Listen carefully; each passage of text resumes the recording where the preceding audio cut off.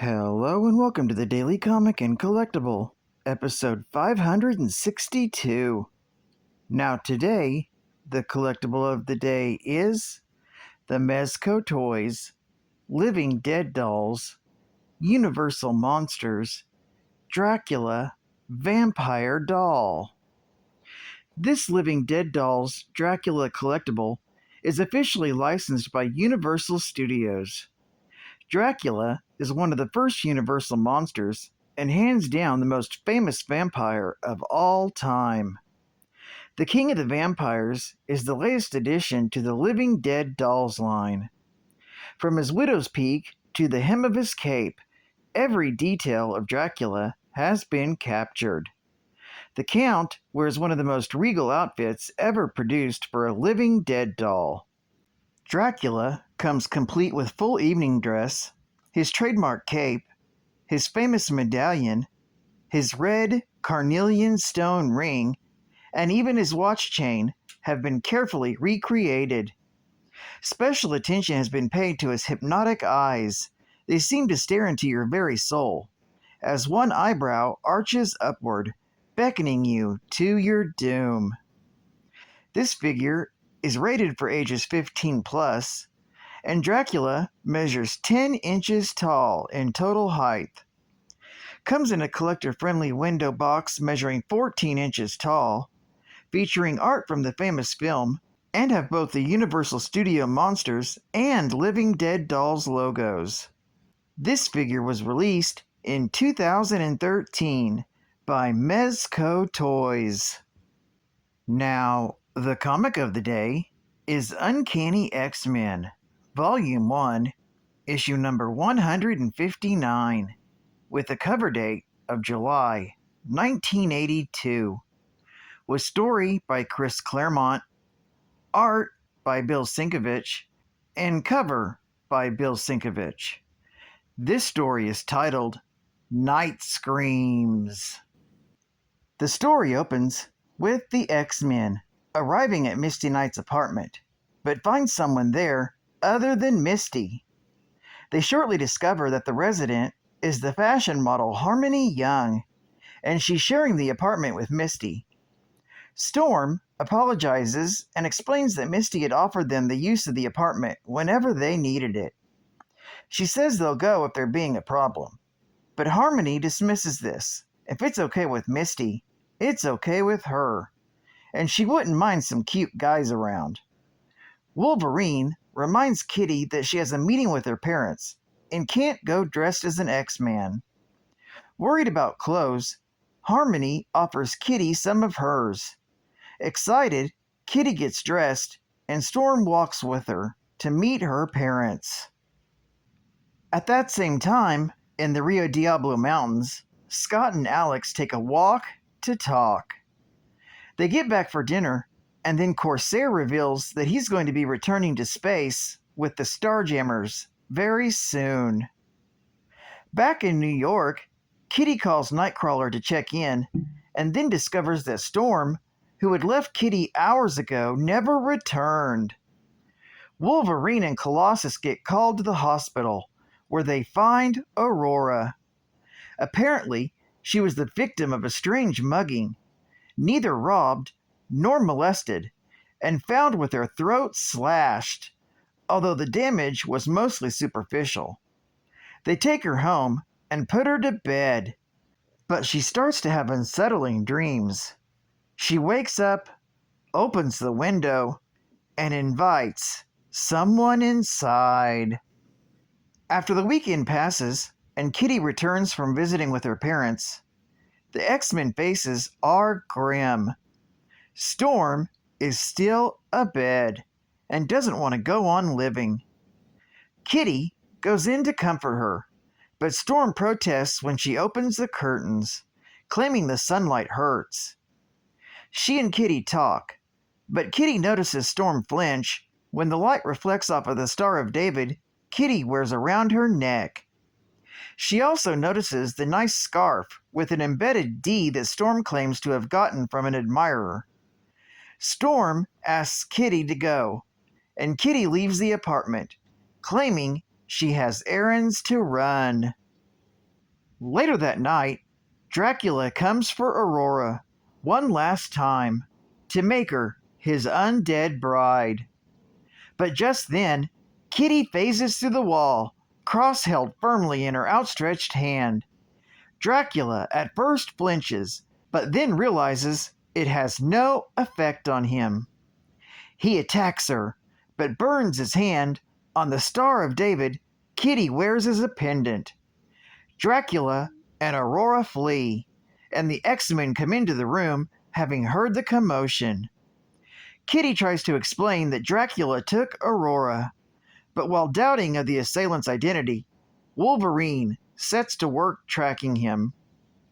It's not long before they track Aurora to Belvedere Castle, outside of which Dracula attacks them alongside wild dogs and rats of monstrous proportions.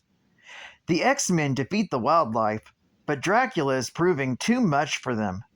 Except Nightcrawler does truly believe, and he forms the cross from some splintered wood at hand, hurting Dracula. But then Dracula tries to zap the fuzzy elf with demonic lightning. Meanwhile, inside the castle, Kitty has slipped away from the fight. She finds a coffin, and using holy water makes it unsuitable for use by a vampire. But Kitty gets ambushed by Storm, already starting her transformation, her fangs elongating. Kitty dives for the stake she brought with her and prepares to use it, but then she drops it. She can't stake her friend and tells Storm that if she wants her life, she can take it.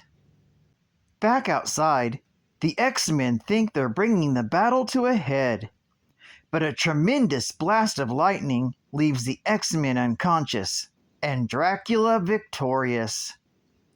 That's when Storm arrives, and Dracula tells her he will slay them all.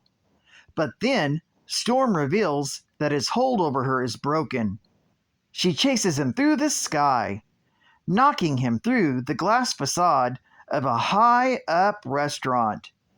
Dracula grabs a hostage, forcing Aurora to drop the stake she got from Kitty. But it's a standoff. Dracula cannot exert his influence over Storm, but neither can Storm attack him.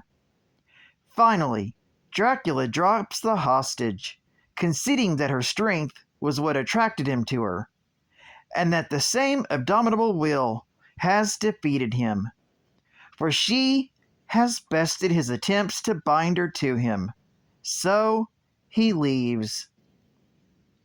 Later, Storm and the X-Men are reunited. However, Moira McTaggart calls with bad news. Professor X is getting worse. This story is continued in the Uncanny X-Men, issue number 160. Geek Fact: this issue is considered a minor key, being the first time Storm becomes an actual vampire. It's also the first time Nightcrawler's religion becomes known and is shown in comics. Bonus Geek Fact: Dracula, like other vampires, is capable of transforming an individual into a vampire by biting them. A special enzyme found only within vampire saliva is responsible for this transformation. After draining all of the blood from a victim, the victim enters a death-like state and returns to life 3 days later. And strange but true, the enzyme doesn't only work on humans. One night, Dracula was starving and couldn't get to a human for sustenance, so he fed upon a cow.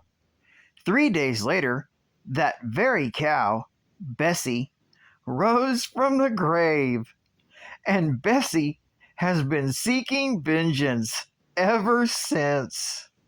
Advertising ad facts. A Dungeons and Dragons adventure. Indel, Saren, Valerius, and Grimslade set out from the Gavin's Inn to rescue their friend and mentor, Grindal.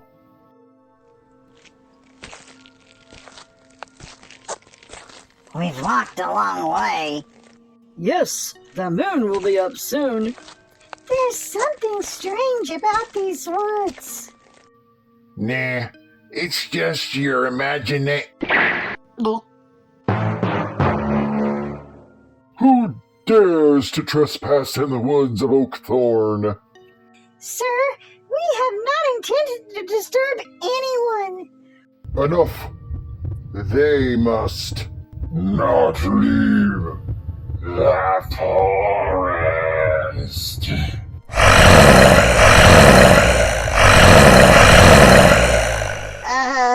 Could we talk about this first? To be continued.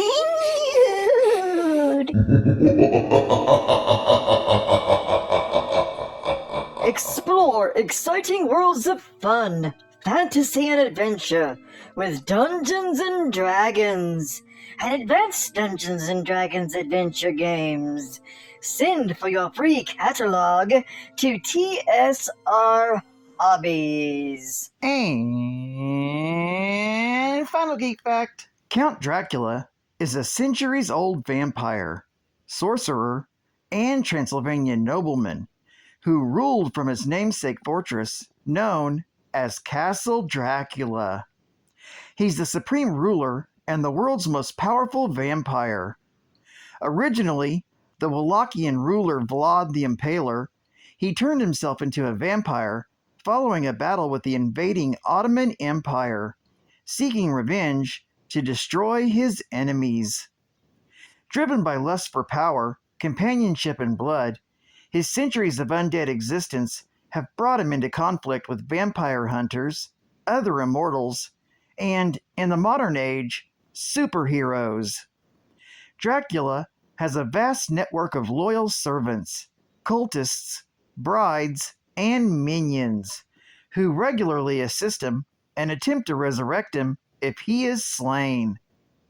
Recently, Dracula and his followers have taken up refuge in Chernobyl, creating a new vampire nation and bringing him into conflict with the Avengers. Dracula is also an accomplished swordsman and magician, and possesses a gifted intellect. He also appears to be bisexual. This was discovered when Red Widow tortured Dracula by rounding up and killing all his consorts. The group included both male and female vampires.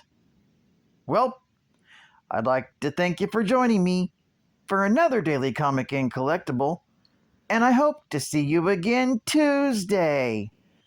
This is Cat Fan Comics, man, and I'll catch you on the flip. Over and out.